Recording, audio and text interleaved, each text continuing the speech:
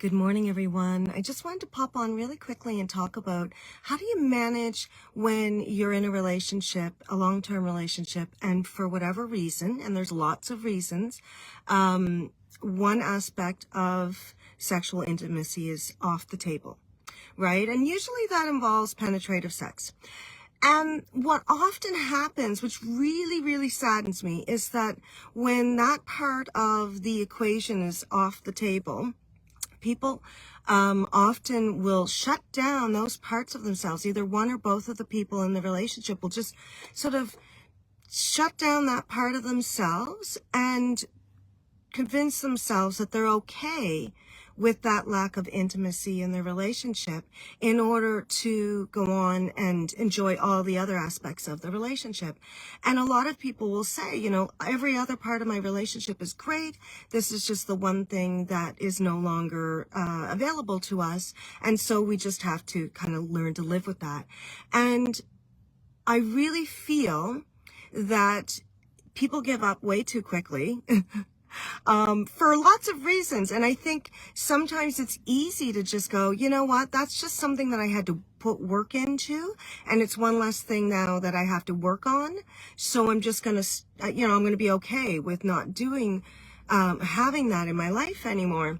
Because it is work. It's work to maintain that level of intimacy and connection in a relationship. So when it's gone, it can be really easy for people to just go, well, you know, whatever, and refocus and put their attention elsewhere, which can be a real benefit to the relationship because there's lots of ways that you can deepen your emotional connection when you take that focus and turn it into that.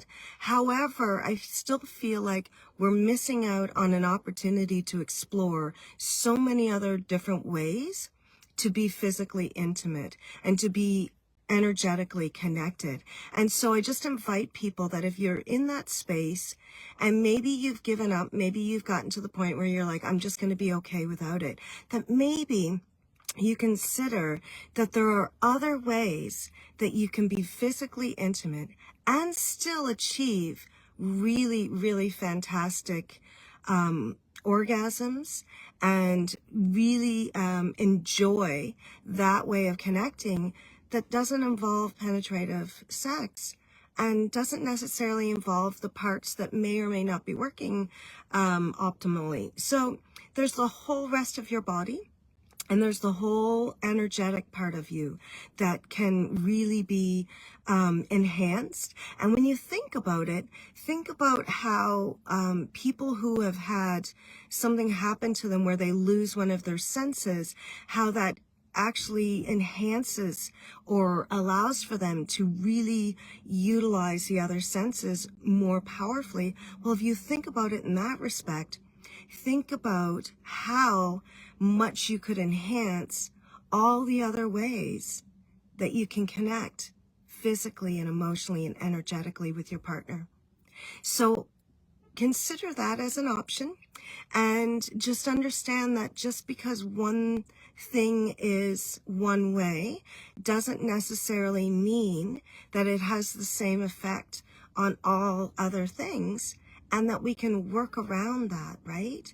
So that it is possible. And yes, it's going to take work. But like other parts of your relationship, the emotional connection, the working together as a team, all of that takes work. It's important, right? This is important too. Finding ways to still connect erotically with your partner is important.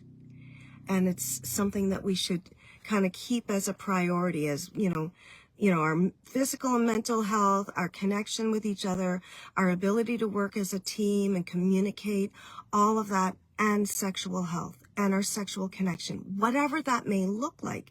And we might have to work around certain barriers, right? But I think one of the biggest barriers is our thoughts around the subject. And so if we can kind of work through that, then we can maybe get to an openness and a curiosity that has you wondering, well, what else is possible, right?